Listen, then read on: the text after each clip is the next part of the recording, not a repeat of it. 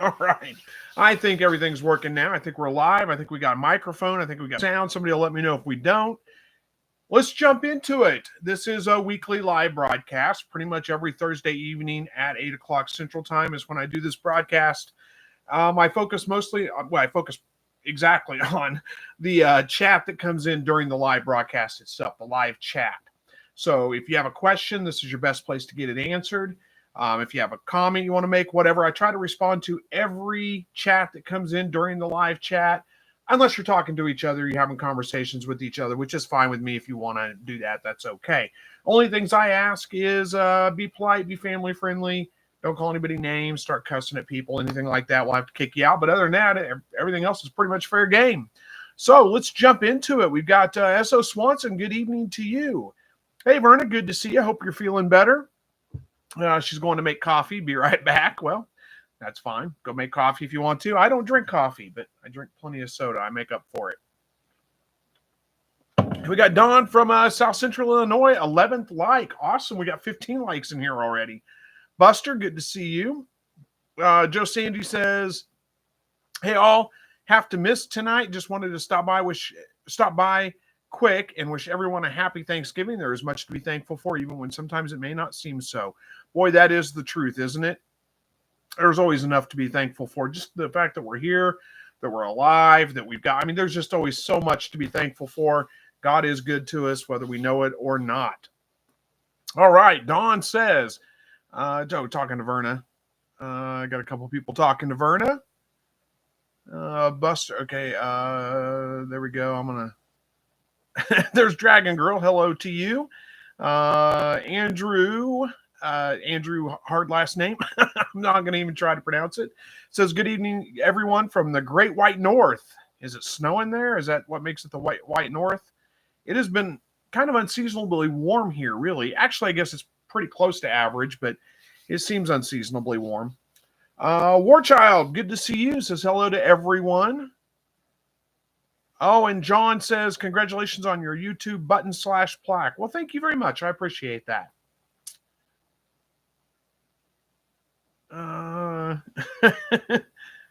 Billy Glass says, coffee is juice from God, LOL. I know lots of people that feel that way, but yeah, I'm just not a coffee drinker. My wife drinks it. I make her coffee pretty much every day. Sometimes I forget and I don't get it made for her, but I try to remember, try to get that made for her every morning. But she drinks coffee, but I do not. It's not my deal. Verna says, Chris, I'm finally over bronchitis. Well, that is good. Been praying for you, so I'm glad to hear that you're doing better. Warchild says, congratulations on 100,000. Well, thank you very much. I appreciate that. Andrew says, should we assume you will not be doing a live next Thursday? Yeah, next Thursday is Thanksgiving. No live broadcast next Thursday. I'm going to go spend time with family. Hopefully you all get to do the same thing. Caesar says, hey, Chris, congratulations on reaching 100,000 subscribers. Thank you very much. I appreciate that. Andrew says, it's Northern Alaska. It's always snowing here. Oh, okay. Well, yeah, way up north then, huh? I guess it is always snowing up there. MW says, I've been having fleeting thoughts of starting an urban permaculture channel. Do you make money from YouTube or do you just do it for the love of homesteading? Well, I do make some money from YouTube. I don't make a whole lot. Honestly, having 100,000 subscribers and all, you might think that I make a ton of money. I don't make much. But yeah, there's a little bit of advertising revenue that comes from it, which is good. But primarily I just do it because I like to do it. I just like to share knowledge. I like to teach. I've told this before. I like to teach, and this is an outlet for me to do that. I used to be a trainer at work. I enjoyed that quite a bit. No longer a trainer. This is an outlet for me to be able to teach, to share things that I like to do. I don't consider myself a homesteader necessarily. I know that my channel kind of falls into that homesteading kind of category of channels, but I don't really think of myself as a homesteader. I just garden. I raise meat birds. I raise meat rabbits. I produce a portion of our own food here. And that's about it really. So, but I just enjoy doing it. So that's really the main thing. I do it to share. I do it because of the community. I do it, for all those kinds of reasons, and the little bit of money that we make off of it, or that I make off of it. Oh, sorry, give me 1 second here. I think we're all good now. Okay. Had to install an update on my phone, and it just finished. Lost track of where I was at. I forgot what I was saying. Anyway, yeah, I do YouTube because I like it, and the little bit of money that I make off of it is just an added benefit. It's nice to have, but it's not a ton of money. John says tea is better than coffee. I'm not much of a tea drinker either. Verna says I drink both. When alone, it's coffee. Otherwise, it's tea. That's interesting. Billy Glass says I'm cooking quail next Thursday, first time. Well, good luck. I hope it all turns out well, and I'm sure it will. It's not that hard to cook. I'm sure you'll do great with it. Let's see. Tony from Toronto. Good to see you. Oh, Buster wants to know, Verna, if you had kits yet. If I want to say, you got a couple of weeks left, don't you? I think. Yeah, you said not yet. We'll see. John says if he was a G-Wagon that YouTube bought him, what? If he has a G-Wagon that YouTube bought him, I don't know what you're saying. That confuses me. Anyway, Farmer Marshall says, congratulations on reaching 100,000. Next year, I'll have my quail because of what I've learned from your channel. Well, thank you. Thank you for the congratulations. I appreciate that. And awesome to hear that you've learned a lot from the channel. I'm so glad to hear that because that is one of the reasons why I do share. Billy says, I'm telling the grandkids it's mini turkey, so they'll eat it. Awesome. Jennifer says, watching as I'm getting everything ready to process a lamb tomorrow. We got it from Mennonites Monday, and it has been in the fridge resting. Congrats on your setup or your step up on YouTube. Well, thank you very much. Yeah, I've never processed a lamb. I'm not sure. I mean, I'm sure you can do it. It's just a bigger animal, and pretty much all animals processed, for mammals anyway, pretty much the same, but it's just a matter of size, really. So I'm sure you'll be able to do it. I'm sure you'll be able to do a good job with that. So, but good luck with it either way. SO says to tell them it shrunk in the oven. Tell them the turkey shrunk in the oven down to those the quail.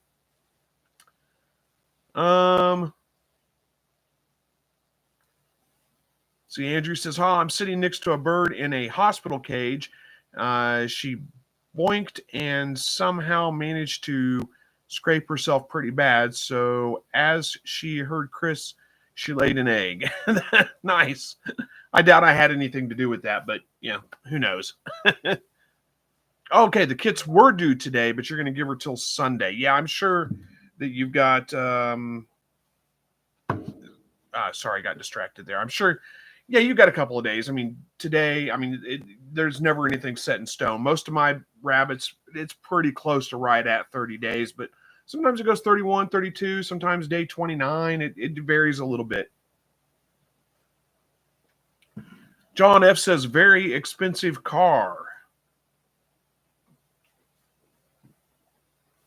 Let me go back to that. Is that what you were saying? If I had a very expensive car that YouTube paid for, is that what you were saying? Well, I do make enough from, I do make enough, not a very expensive car, but I do make enough from YouTube advertising revenue that I could pay a car payment. Not, like I said, not a very expensive car, actually a fairly cheap car, but I could do it. MW says, I ordered some quail online, didn't realize they were deboned. I would really prefer all the bones in and just work around. I can't imagine deboning a quail. I mean, I guess you could debone the quail, but I mean, I cut the meat off the breast a lot of the times and use that, but I've never tried to actually just debone it. Andrew says if she's only in a separate cage because the others were picking on her pretty bad and didn't want her to get killed. Well, that makes sense. I understand that. Is that Lubens? Lundy, I think it is. Maybe I'm pronouncing that wrong. But says, thanks for everything, bud, because of you, I have 175 quail. Well, that's awesome. Congratulations on that. And I'm not sure. I don't know if you should say thank you or, you're cursing me for that. But you are saying thanks. So I guess that's a good thing. Jacob says, I just joined in. Congrats, Chris, on the 100,000. I don't know if you're doing a stream next week with Thanksgiving. Anyways, I'm always thankful for you and your community for the knowledge and the info you provide. Well, thank you very much. I am very thankful for the community too, because it's really not all me. I mean, I do my best to provide as much information as I can, but we have a great community, and the Facebook groups and all those. I'm the worst about social media. I'm not active on social media at all. But I do see posts, and I do see that there are all the Facebook groups and all the people that get into those and comment, the people that comment during the live broadcast, help answer questions. Just the whole community is just a very welcoming and good community. I'm very thankful for that. So, but no live broadcast next week, taking Thanksgiving off.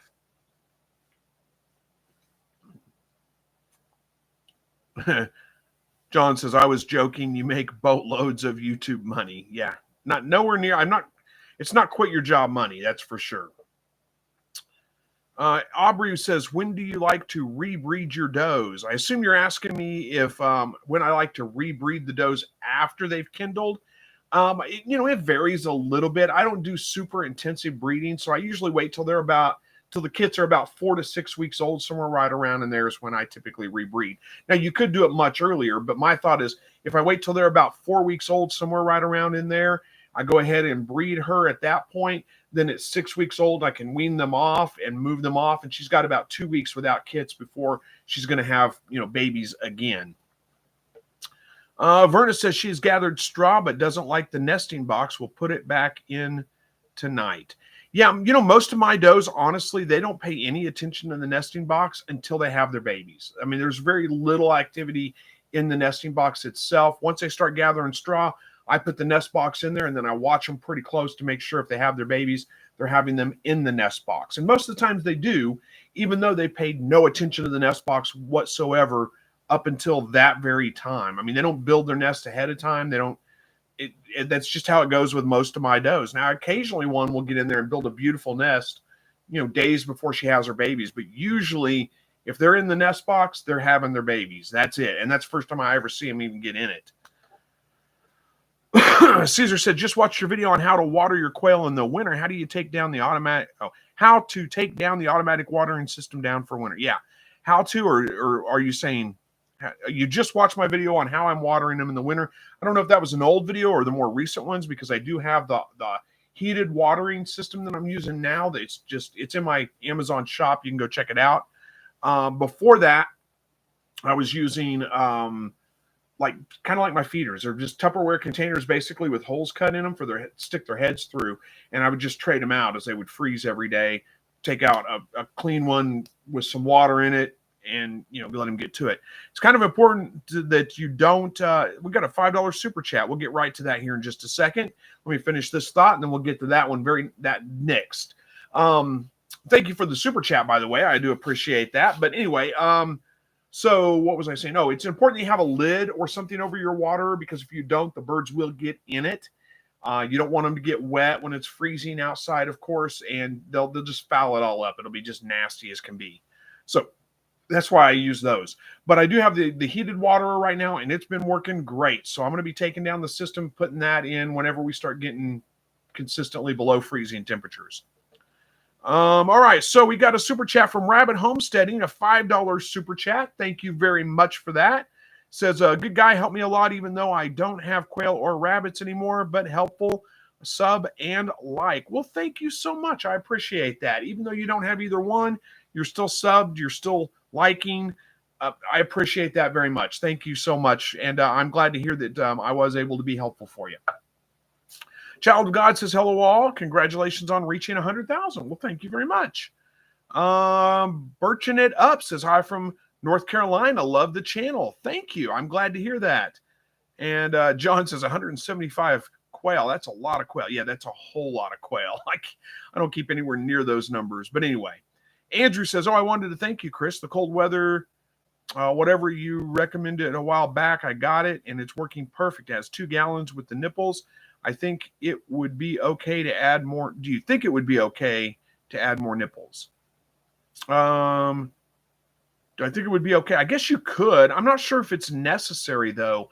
I've kept 50, 60 birds in my hutch before, and I've got like 4 cups in there that they can drink out of, and there's no fighting over the water or anything like that. So I don't know if it's necessary to add more. I guess you could. Just have to make sure that it seals and it doesn't leak whenever you put the new ones in, but I don't see why it wouldn't work. MW says rule is 1 quail per square foot, but are there ever any circumstances where you can have more? I'm building my deep litter aviary. I'm building a stone foundation 2 feet below ground. Yeah, you can pack them denser than 1 quail per square foot. I mean, they all kind of condense together anyway. So it sounds like very crowded, but whenever you put, 24 birds in a 24 square foot cage, it doesn't really look like it's taking up that much room at all. So yes, you can go denser than that if you want to. I don't know that it's a good idea in an aviary, even with a deep litter method. I would just worry about the waste buildup. You're just going to get too much waste. I would actually go less in an aviary setup, and with a solid deep litter floor, I would go less than 1 bird per square foot, probably more like 1 per 2 square feet, something like that maybe. But that's just me. You try it out and see if it works for you. And let us know, because I don't really actually have experience with an aviary. I'm just going off my assumptions. I may be completely wrong on that. I know that Katrina from, is it Katrina? I always get everybody's names mixed up. I'm so bad with names. Katrina from Sow and Tear does aviaries. So if she's in here, we might be able to get some feedback on her on how many birds she puts in her aviary, or how densely she packs them. Bob Cole with a congratulations again on 100,000. Well, thank you very much. And Sundial Fragrances says congratulations, Chris. Thank you very much. I appreciate that. David says we're on incubator day 10. Yesterday we had a 7-hour power outage. Our standalone BBU lasted 3.5 hours. I moved solar after 30 minutes, another 20-minute outage today, but BBU was good. PSO, I don't know what that last acronym means. PSO?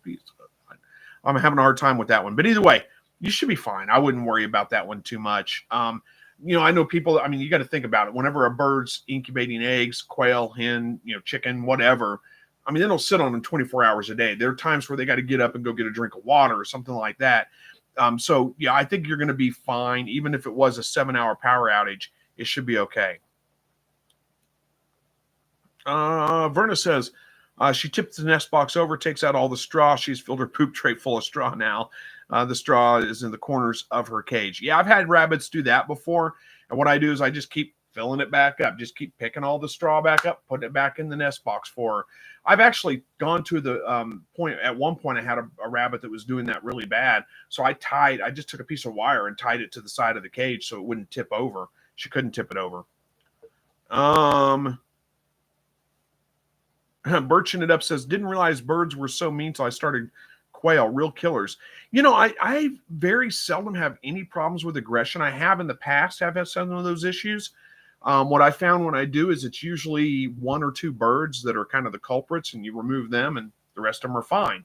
Also, I find that if you raise your birds together, there usually is very little issues with aggression. One of the only times I ever really have problems with aggression is whenever I try to combine adult birds, from separate flocks together.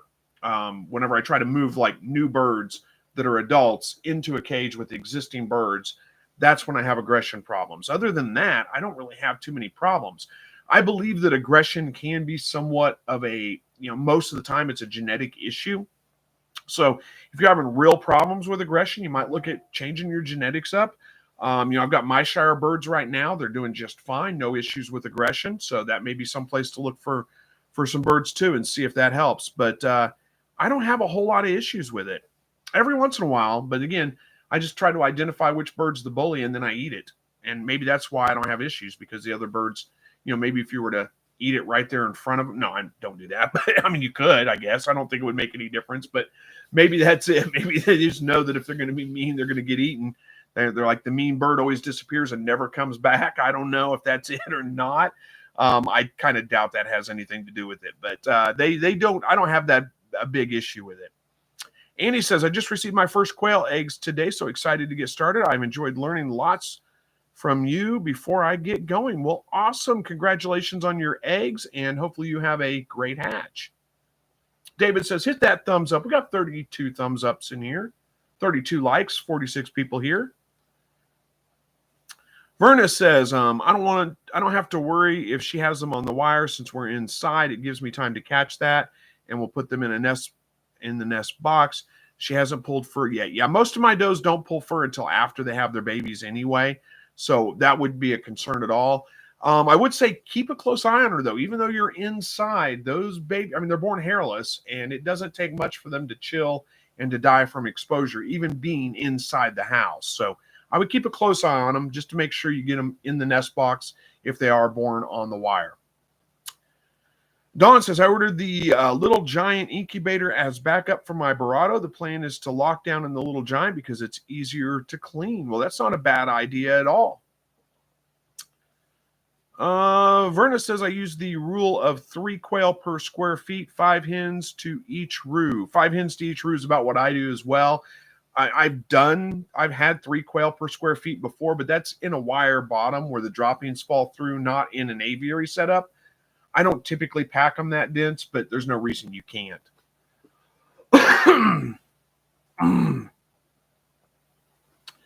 Yep, Verna's suggesting sow and tear for aviaries as well. I agree. That would be a good source because I know she does aviaries. I do not. I don't have any actual experience with it. Sundial Fragrances says, my Shire new blood eggs hatching as we speak. So excited every time. Well, awesome. Congratulations. Hopefully you have a great hatch. MW says, I'll definitely keep you updated on the number of quail in the aviary. It's going to be a super fancy and over the top like the rest of my backyard. Well, nothing wrong with that. If you got the funds for it, do it.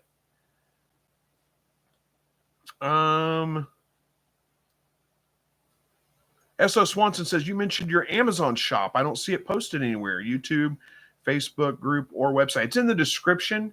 If you click on the description of any of my videos, mostly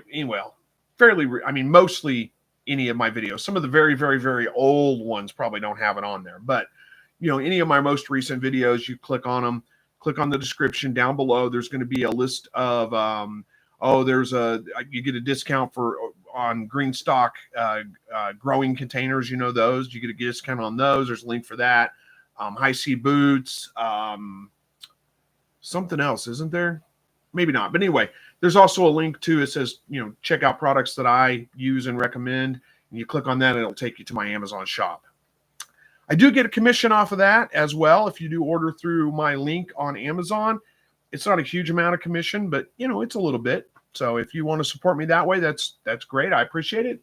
If you don't, if you want to just go buy things on your own, that's fine too. It doesn't hurt my feelings. Berna says, often if you have too many roos with the hens, and the hens will get angry and with overbreeding and kill the roos. Well, that's true. You're right about that. If you do have too many hens or too many roosters, that can impact your aggression.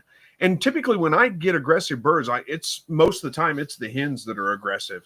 Sometimes the roosters, it's not really aggression, it's just overbreeding. They get a little bit over anxious with the breeding. But usually if it's aggression where they're like pecking at their eyes and things like that, it's the hens that are doing it, not the roosters. David says, how early can you tell the sex on rabbit kits? The earliest I usually will sex them is probably somewhere around 2 weeks old, 3 weeks old, somewhere right around in there. It's pretty tough before that, but it is possible. Abba Love says, my male quails are still not crowing. I have the 2 males in the divided cage. Each have 4 females with them. They are 16 weeks old. What do I need to do? Say thanks to God because they're not crowing. I'm not keeping you up. If you're getting eggs from your birds, especially if they're fertile eggs and your roosters aren't crowing, that is a blessing.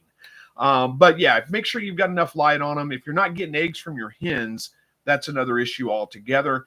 14 hours a day of light, that's going to keep them laying consistently. It's going to keep your roosters crowing. And usually you're only going to get fertile eggs if your roosters are crowing because that indicates that they're in breeding. It's the breeding season for them, so to speak. And, but if you're getting fertile eggs without them crowing, that is fantastic. I mean, I would be happy to have that, honestly. It doesn't bother me because my birds are outside, but still, hopefully that helps. And Verna's saying the same thing, 14 to 16 hours of daylight. So and Tears here says, hey to everyone from Gilroy, California. I hope all is well. Congratulations on 100,000 again. Thank you very much. We were just talking about you. Your ears must have been burning. We got somebody that's doing an aviary and wants to know how dense they can pack their quail in an aviary setting. Can they still go by the 1 bird per square foot rule, or do they need to go? They're going to do deep litter. Do they need to go less than that? I would think it would be less than that, but again, I don't know. Rabbit Homesteading says, heat a bucket of water and have a pump in it so it recirculates a line, have the T short so heat got to the nipples better, use plastic-based nipples, check twice a day, and maybe use a little, maybe use a litter SE than BTS. What? I lost track on the last part. So what you're saying, you're talking about watering, I'm assuming watering birds in the wintertime with a heated bucket with a pump that circulates through the lines. I mean, I guess that might work. Where I would be concerned is that it would freeze up at the nipples themselves, especially if they're exposed into the wind. Now, if you can keep them out of the wind, wind-proof basically where they're at, that might work, but I don't know. Verna says, I check her every time I go to the bathroom. Well, that's probably good. That's what I would do too.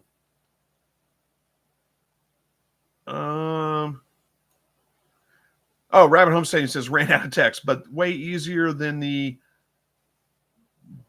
bottles. Oh, you're running it for your rabbits. Okay, gotcha. Way easier than the bottles. Yeah, I just switched to Crocs in the wintertime for my rabbits. I like the rubber ones because I can just turn them over and stomp on them and knock the ice out of them. But I only fill them up about halfway, maybe in the morning. The rabbits go and get a drink, get as much water as they want, and then I top it off again in the afternoon. Same thing. They'll go. Then the next day, I just throw it on the ground, stomp on it, knock the ice out, start all over again.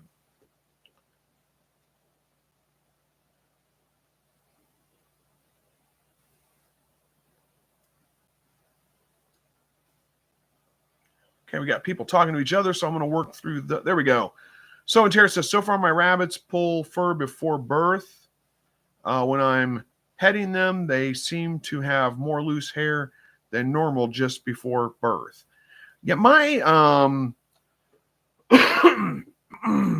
excuse me, my rabbits very seldom will pull fur before they give birth. As far as like losing like loose hair before birth, yeah, I mean, I guess that makes sense because basically what causes them to lose the fur, it's the fur on their dewlap that they typically pull for lining their nest with, and there's a hormone that they produce that makes that fur loose and easy to pull out. In fact, you can pull fur really easily from their dewlaps if they don't pull fur themselves, right after the babies are born. So yeah, that makes sense. And so Swanson said, you found it, huh? You found the Amazon shop in the description. Good. Okay. Glad you found it. I do have to brag on, I think the first thing that comes up in there is probably the mouse traps I'm using right now. Those things are great. If you're looking for a mouse trap, and you don't want to go with the traditional snap traps, the problems I have with those is that, this time of year we get mice in the house. Not a lot, unless I don't stay on top of it, and then it turns into a big issue. But the snap traps, I have to put them behind something because the dog will get to them, because they're baited with peanut butter. He loves peanut butter. So these are great. They're all enclosed. The dog can't get to them. I can leave them out all year long, and they work fantastically. So check those out. If you're looking for a good mouse trap you can use around your other animals, you don't have to worry about them getting into it. That's a great one. RBL Jackson says, got a bunch of Bob White eggs in the incubator. They go into lockdown on the 20th. First batch from my own Bob White eggs. My initial hatch was from purchased eggs. Finally old enough to drop eggs. Well, that sounds great. So you got a batch of Bob White eggs going in. Well, good luck on that. I hope that it does well. So, and Tara says, I missed the question about the aviaries. I'm watching on the phone. My channel has a lot of aviary info, though. Yeah, it was just a question about how dense you can pack them. You may have gotten that question between now and then, so maybe there's an answer of that coming on here in a minute. I don't know exactly. I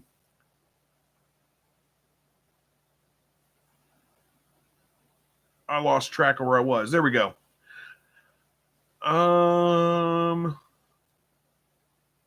Annie G says, Buster, the addiction thing is what I'm worried about. I must have missed the other part of that conversation because I'm not sure what you're talking about.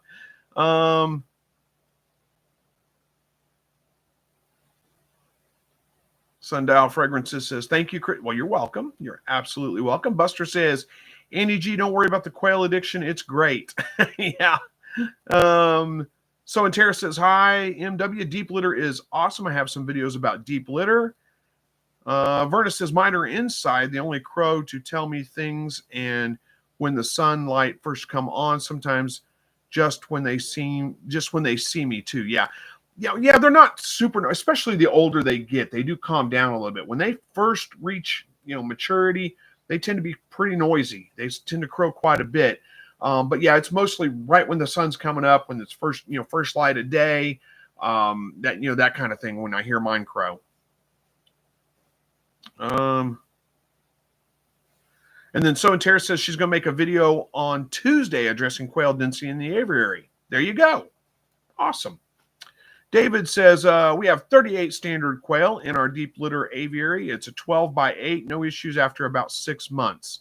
So 12 by 8 is, you said 12 foot by 8 foot. So what's that, 96 square feet, and you have 38 quail in it. Is that right? Is my math right on that? So that's pretty, that's nowhere near one bird per square foot, but good to know. Dragon Girl says, my roos started crowing at 4 weeks. Wow, that's a little bit early.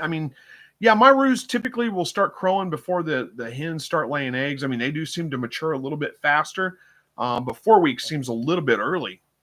I guess that's a good sign, though. MW says, backyard build equals 5 years more affordable.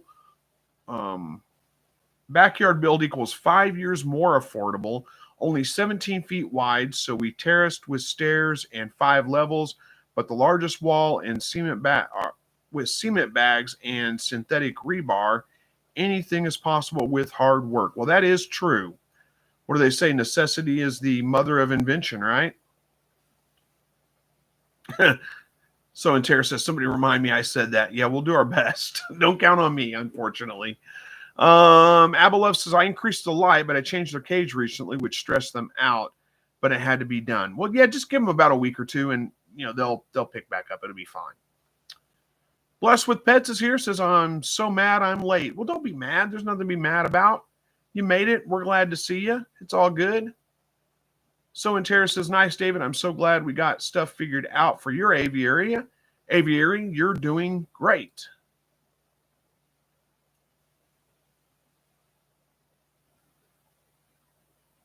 I'm going to skip over where you guys are talking to each other. That's all good.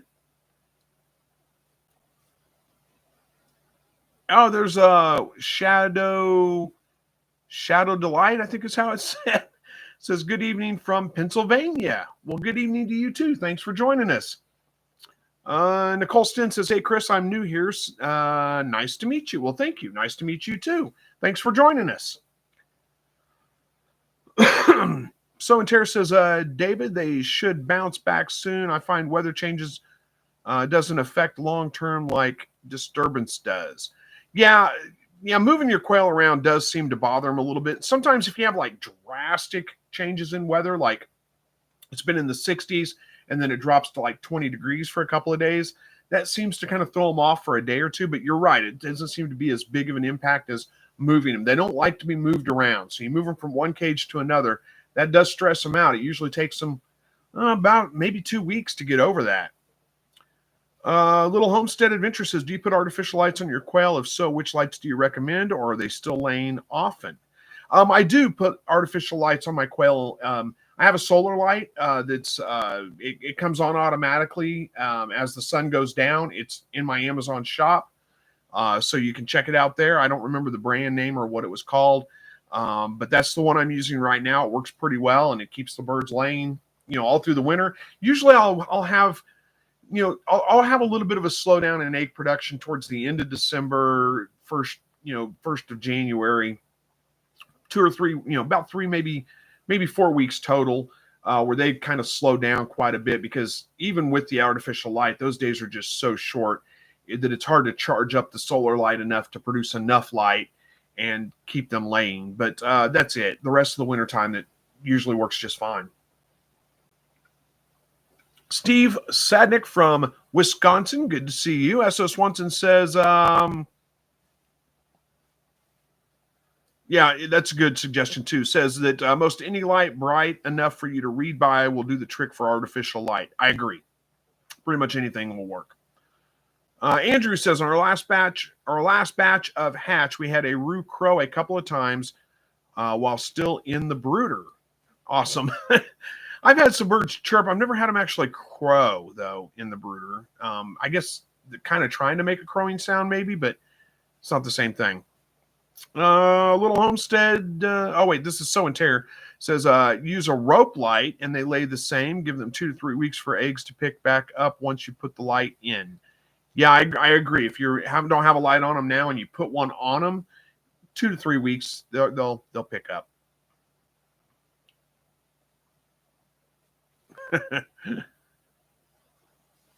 Dragon Girl says, not a good sign for them.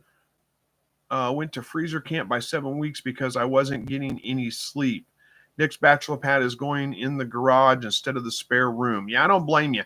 I don't see any point of keeping. I get people that ask me about that all the time. Like, can you keep roosters together in one cage? And well, yeah, you can for sure, but I don't really see any point of keeping them long term that way, because I mean, what's the point?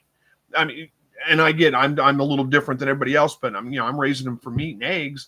If I have a bunch of roosters, well, that's just meat. So there's no point in me keeping them longer than about 8 weeks. Let them grow out, and then I process them and they go in the freezer. Buster says, yes, Vernon, but they do start crowing by then. You're right. So, to your point, yeah, maybe not a good idea to keep them in a spare room. Buster says, yes, Vernon, I can blame you for my addiction, but me and my family will tell you thanks with all the eggs and birds. They love pickled eggs and grilled quail. Awesome.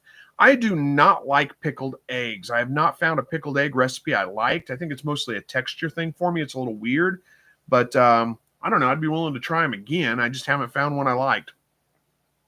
Blessed with Pet says, I bought 4 new goldfish today. I'm going to Oklahoma to deer hunt tomorrow through Sunday.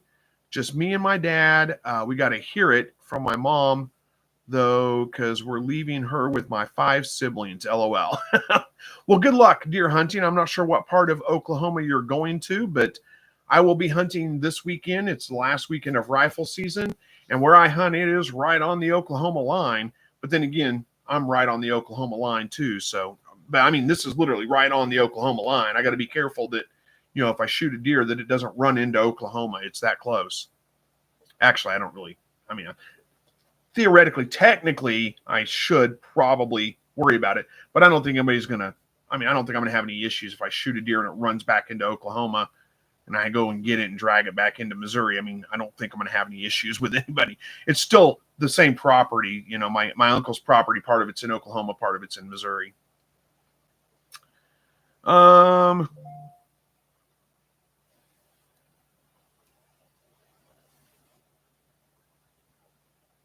Okay, so I must have missed a comment or something, because everybody's talking about strays and cats. It says, MW, you can do things to discourage the strays. So and Tara says, MW, they will get used to a cat if they know it from when they are young. Yeah, I've never had any of the predators or anything that have come around. We get cats that come around, sometimes dogs, and I've never had any issues with it really bothering my birds. I don't seem to really recognize it as a threat, really. MW says, okay, great. My backyard neighbor feeds them, but she lets us use her yard for composting, so I cannot complain. Well, you can, but yeah, I get what you're saying. Farmer Marshall says, when I start with quail, what is a good number to start with raising for meat? I have plenty of space outside for them. It just depends on how many you want to start with. I don't know that I can answer that question for you. How many people are you trying to feed? How often do you want to eat quail? all those kinds of things. Now, here's the thing about quail is it doesn't take long. I mean, you can, if you start out like, let's say a dozen hens and, or 10, let's say 10 hens and 2 roosters. So that's a dozen birds. You can ramp up really, really fast because you can save the eggs up for about 7 days before you incubate them. So if you've got 10 hens and they're laying an egg a day each, that's roughly 70 eggs that you can incubate at once. Even if you only get a 50% hatch rate off that, that's 30, 35 birds that you get out of that hatch. So you can ramp up really, really fast. I don't think you need to necessarily start really big. You can start off, build your cages, get your cages ready, and then you can always add on as you need to. It's not one of those things you have to really start with. I'm not sure I can answer how many you need though, because I don't know how many you plan on, how many do you want to eat? How many eggs do you want? Because that's the other thing to consider. If you have a whole bunch of birds, well, if you've got like say 30 birds or something like that, 30 hens, you're getting 30 eggs a day. That's a whole lot that you can incubate, but that's also a whole lot of eggs when you're not hatching them that you're going to be getting that you're going to have to eat or do something with, So I don't know. I always think that it makes sense to just kind of start a little bit, smaller because you can ramp up easily. So and Tara says, plastic forks is all that has worked for me as far as keeping cats away. Yes, sounds ridiculous. Yes, but it works for garden beds. Yeah, putting plastic forks, yeah, that works. And so Swanson says that I have 2 cats that like to lay on top of the cage and watch the birds, no issues at all. So and Tara says I've had them crow in the brooder and it's hilarious. That would be funny. How are we doing on time? We got about 20 minutes left. Verna is suggesting that you start small and grow with them so you can learn and not be overwhelmed. Yeah, I mean, the learning curve's not that bad. I mean, I don't know that it makes that big of a difference of, a small flock or a large flock. I mean, it's about the same. I don't know that it's really that big of a learning curve that makes the difference on that. But, to the point, you don't have to worry about buying a whole bunch of food for a whole bunch of birds if you start smaller, and then you can decide to ramp up if they're not producing enough for you. S.O. Swanson says, my roos go in one cage, and when they start crowing, they're scheduled for freezer camp. That's pretty much how I do it too, yeah. So and Tara says, I want to like pickled eggs. I haven't found the right balance, so it's not hard. So it's not harder. Yes, I know that's a characteristic of pickled eggs. Oh, okay. So the eggs get harder when you pickle them, I guess, is what you're saying. Yeah, they get a little tougher, a little rubbery, kind of. It reminds me of pickled sausage in a way. Which is weird, because I do kind of like pickled sausage every once in a while. Don't like pickled eggs, though. Verna says, by watching the chicks that are noisy, you can tell which will be males by the way they posture when they are chirping. Well, yeah, I guess you could. I have feather sexable birds, so I don't really worry about it. But yeah. MMW says, I like the light rope idea. Feels like less of a risk of fire and will look so nice strung up in the air on an aviary. I'm going to be mounting a little solar panel for lights, fan, and a water heater pump. Well, awesome. Buster says, Oklahoma deer gun starts Saturday. I am going. Well, hopefully there will be a bunch of hunters right across the line in Oklahoma running all those deer into Missouri for me, because I have not got one yet. I will tell you guys my hunting story from last Monday morning. I could only hunt the morning last Monday. I hunted Sunday morning and afternoon. My cousin got a deer in the morning. He was hunting with me. It was deep in the woods. We had to go get the 4-wheeler from my uncle and drive back out there and get it and drag it out of the woods. He got a pretty nice 8-point buck, pretty nice one. I did not get one. I did not see a deer that was worth shooting. I'm not going necessarily for trophies, but I don't want to shoot a little deer either. And the only ones I had come through were pretty small deer, both morning and evening. But Monday morning in the stand, I'm sitting there, and it's about, I had a small buck come through about 8 o'clock, and antlers about that tall on him. He was young, so I let him pass. And then about 10, a little after 10, I was thinking about time to get down out of the stand and head in, and I saw a deer come into the woods. I'm in the woods in the stand, just not 100 yards maybe from a field edge, and I could see where I come into the to the woods from the field edge, I could see a deer up there coming into the woods. Couldn't tell if it was a buck, a doe, how big it was. I could just see it because it's pretty brushy. And it turned and went, off to my left, which is real. So I lost track of it because I couldn't see it at all. So I hit that grunt call a couple of times, and man, that thing came in like on a string right to me. Pretty nice 8-point buck. I would have happily taken that deer. It came in so fast, I didn't have time to get my rifle up, and it came right under my stand, right under my tree stand. So, of course, it's right below me. I can't do anything about that. And it walked behind me. When it walked behind me, I stood up, turned around, got my rifle on it, and it stepped forward into some more brush. I could see it through the brush, but I couldn't see it in my scope well enough to know where I was aiming exactly on the animal, and I didn't feel confident taking a good, ethical shot. So I let it pass. Well, hopefully it comes back. Rabbit Homesteading says, I want to say something to help, but keep running out of text numbers. Ever tried super, but limit was 30. Even tried super, but limit was 30. I'm not sure what we're talking about. I'm missing. Maybe there's more to that.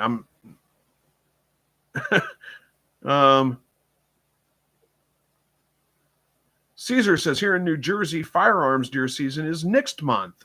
Wow, that's a long ways away.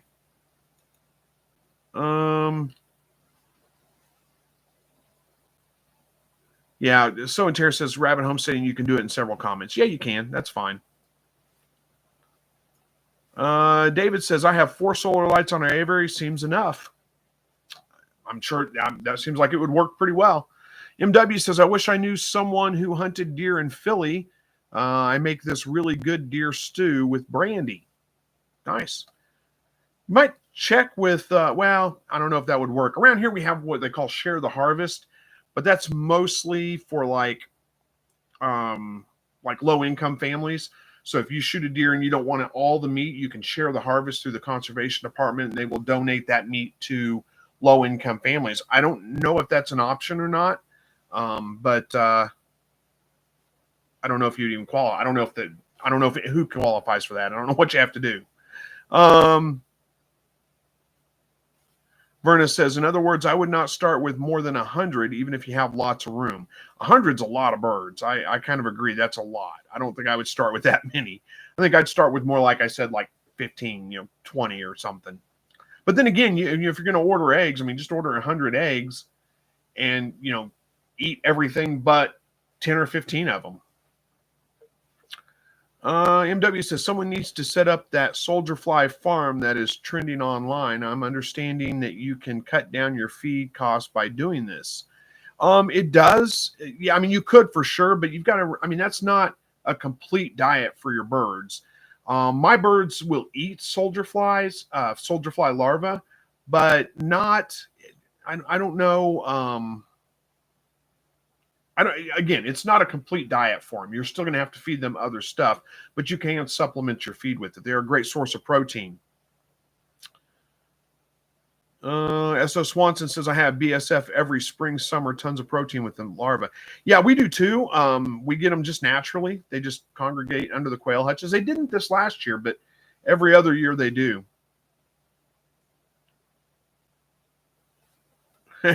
SO says, I don't farm them during the winter. 10 pounds in the freezer waiting to freeze dry. Well, there you go.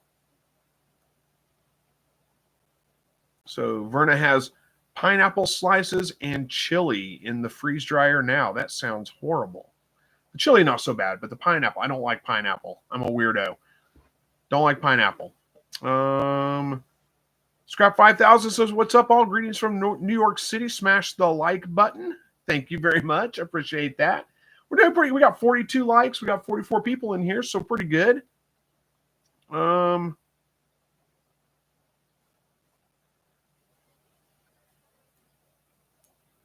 Rabbit Homesteading says, I've been more into help than friendly, but hey, all forgive me.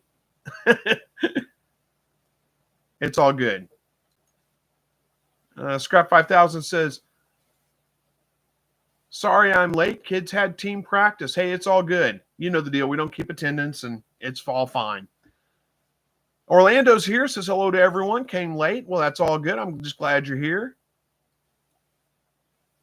Buster says, Chris, if you get the time, pack a lunch, stay all day. Some big deer come through the noon. Got a 14 point last year at 1 o'clock. Yeah, it's not really about the time. It's about the patience. I don't have the patience to stay out all day long. I gotta take a break from it from time to time. So I usually go out in the mornings, try to stay till about 11 o'clock, and then I'll take a break and go back out about 2:30.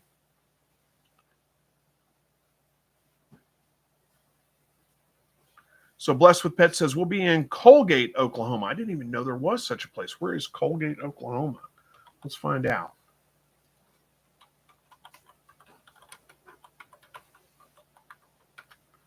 Let's find out where that is in the state.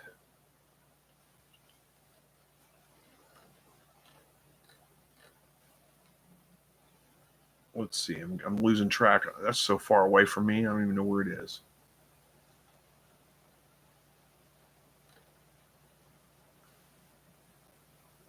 There's Durant. There's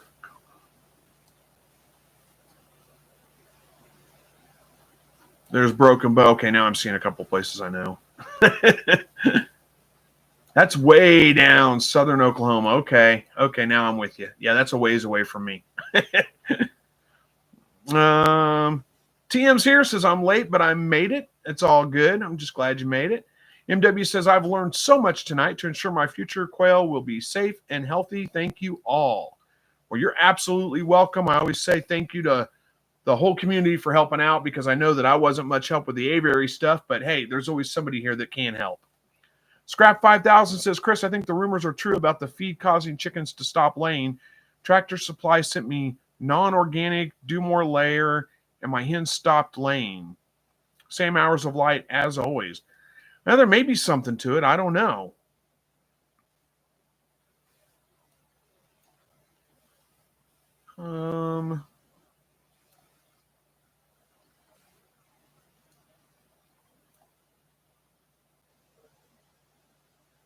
Verna says to Scrap 5000, cook up some lentils and rice. Add it to their feed when you feed them, and they'll start laying again. Interesting.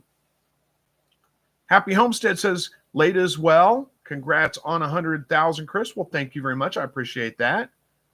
Uh-oh, I scrolled too far. I lost track of where I was. Hang on, I got to get back to where I was.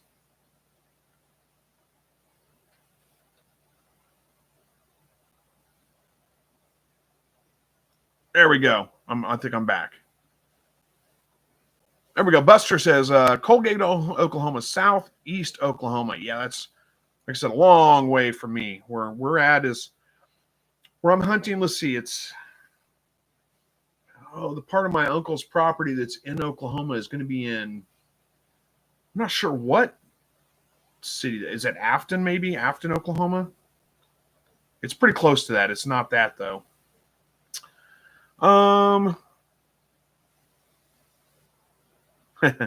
Scrap 5000 says, Chris, a guy in Texas told me about this. Did you hear about the guy in the middle of America who was always so unhappy? He was in a constant state of misery. Misery. Yeah, I've heard that before.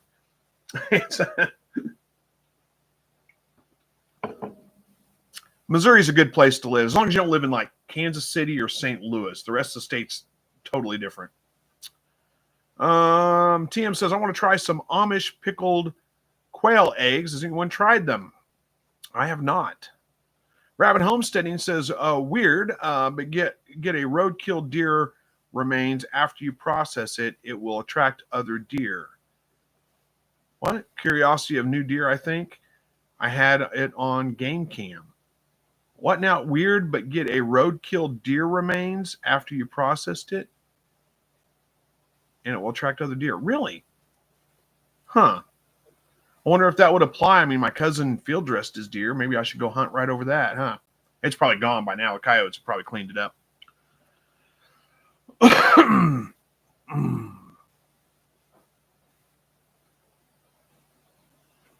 Chester's here, says just got in. Well, we're about out of time. We only got about 5 minutes late, but hey, glad you're here.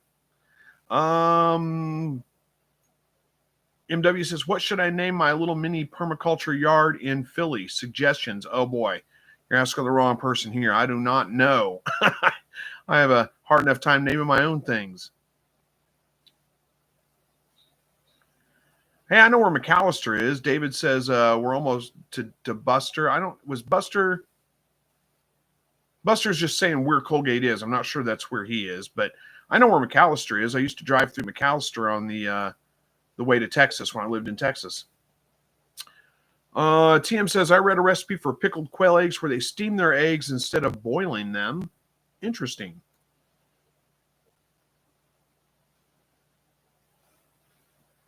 Bless with Pets says, could you explain a little on how you choose the winner of the giveaway? Yeah, it's just a random. There's a YouTube comment picker that I use that will just randomly pick based on the criteria. They have to be a subscriber, and I'll put in the little hashtag codes that I had, and then it just randomly picks a comment, if that makes sense.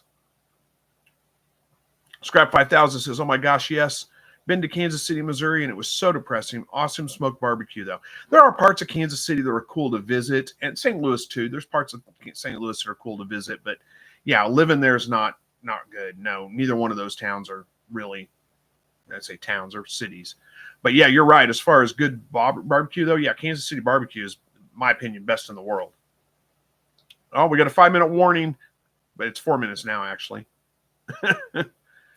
Buster says, I don't live there. I'm in South Central. Yeah. S.O. Swanson says, how about Philly Abundance for your permaculture name?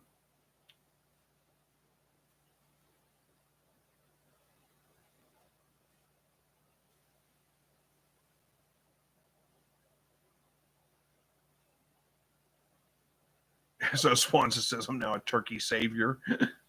I missed the turkey story, I guess. Scrap 5000 says, in case anyone has been wondering, the electric quail egg peelers sold on Amazon are awesome. Worth every penny. Well, I imagine if I was peeling a bunch of them, it would be, wouldn't it?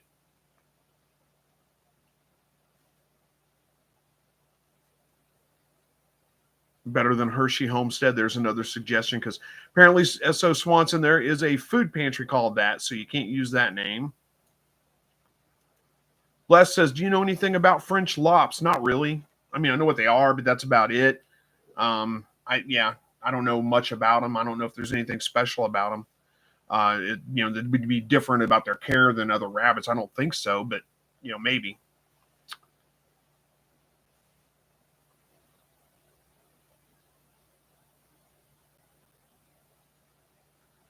Happy Homestead says, I'm in South Central too, right outside of Fort Leonard Wood. Well, I know where Fort Leonard Wood is. Brad says, I just got here, so I'm sorry if you already talked about this, but what is your opinion about fermenting feed for quail? Is there a big benefit? There probably is a benefit to it. I don't know how big of a benefit there is to it. To me, it's just extra work that's just not worth doing, in my opinion. But, it will stretch your food a little bit. I don't know how much. There are some health benefits to it. But again, I'm just kind of skeptical myself as to how big of a benefit those are. It's not like my birds are unhealthy to begin with. So I don't know how much of a health benefit it is. But, if you got the time, you want to do it, do it. It just, to me, it's just extra work that I don't really want to put into my stuff. So I've never done it, so I can't really speak to it I'm not a nutritionist or anything like that, so I can't speak to it from those standpoints. But yeah, I do believe that it's probably good for them. There are probiotics. Probiotics are good for your gut, but how good, I don't know, honestly.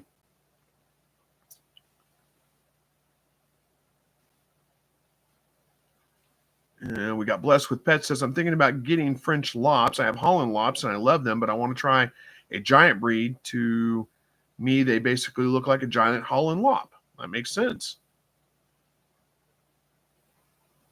And someone here says, thanks for a great chat. I'll try to remember to make the quail aviary density video go out on Tuesday on my channel, doing 400 eggs in the electric peeler. Oh, this is S.O. Swanson says, doing 400 eggs in the electric peeler like a gift from heaven. Awesome. Yep. Yeah, it's time to wrap it up, S.O. Swanson. He says, thank you for the Oh, look at that. There's a $2 super chat. It says, thank you, Slightly Redneck, for creating this group. Well, thank you for joining, and thank you for the $2 super chat. I appreciate that. Very nice of you. Yep, got to wrap this one up. Go spend time with my beautiful wife, as S.O. Swanson says. So, yep, it is time, isn't it? Well, thanks, guys, for joining me. Again, happy Thanksgiving to you guys. We won't be on next week due to Thanksgiving. Hopefully, you guys all get to spend some time with some family, give thanks for what we have, and we'll see you guys the week after. We'll do the drawing then, so make sure you're entered. And I got to quit looking at comments. I'll get distracted. So, all right, guys, we'll see you in 2 weeks. Again, happy Thanksgiving, and as always, God bless.